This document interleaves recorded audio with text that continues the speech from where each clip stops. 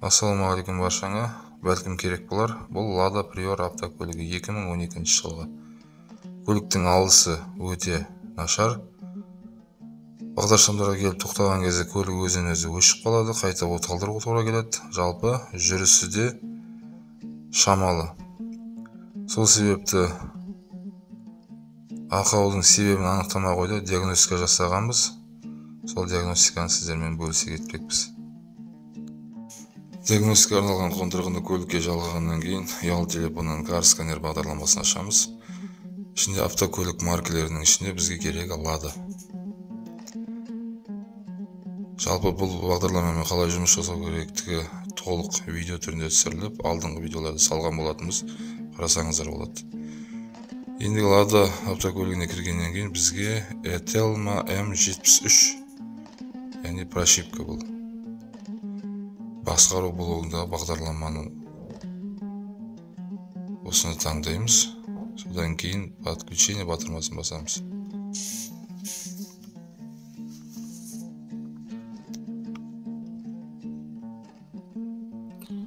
Қосылғаннан кейін ошибка DTS мәзіріне кіреміз. Басында оқу, яғни прочитать батырмасын басамыз. Тағы прочитать батырмасын басамыз. Іздестіру жүріп жатыр.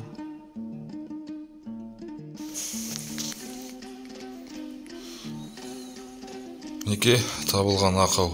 Исправность цепи датчика положения распред вала. Яғни тарату білігінің қондырғысында ақау бар деп тұр.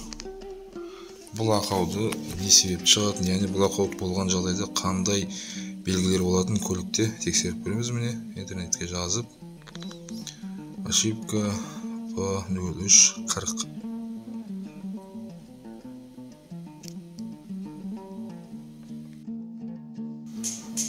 Осы сайттардың кез келгеніне кіріп қарауға болады. Ошибка Lada DTS. Осыған кірейік. Сол кезде бізде міне осындай сайт ашылады. Осы жерде себебі, қандай жағдай болатын, неден болатын барлық жазылады.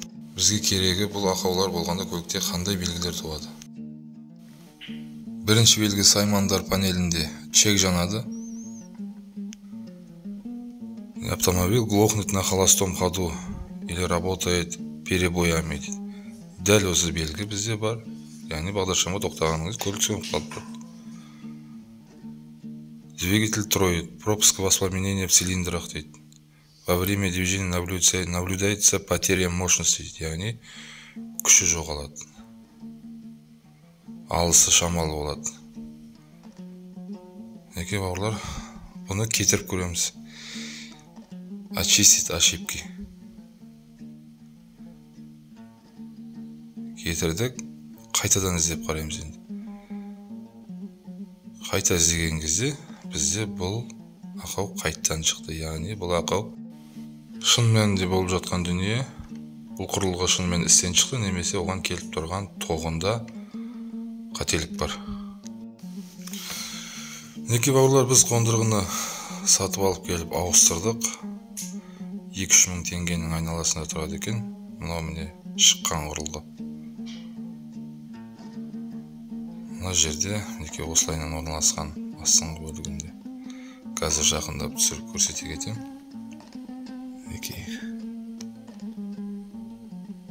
Осы жерде орналасқан қондырғы. Осыны ауыстырып көрдік. Көргеннен кейін диагностикалық қондырғыны жалғап, қайтадан бағдарламаға кіріп тексеріп көрдік. Ұялы телефондағы кар-сканер бағдарламасына кірдік. Қосылу батырмасын бастық. Бізде көлік маркасы таңдалып тұр, сақталып тұр. Қосылды. Ошибка DTS мәзіріне кірдік. Қайтадан оқу батырмасын бастық. Сол кезде бізде ақаулардың тізімі шықты, яғни тағы бір волометр айырып қосқан болатынбыз. Сол сақталып қалған. Кетіріп тастадық. Очистить мәзір арқылы. Қайтадан тексеріп көреміз.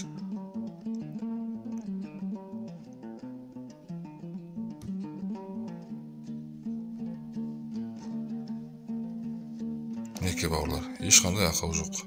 Яғни қондырғының өзі істен шыққандығының белгісі. Көлікті оталдырып көрдік, ақаулар қайталанған жоқ. Көлік өз-өзінен сөніп қалатыны, өшіп қалатыны кетті. Қалыпты жүріп келе жатыр қазір. Осылай бауырлар, бәлкім керек болар. Келесі видеоларда көріскенше аман саулықта болайық.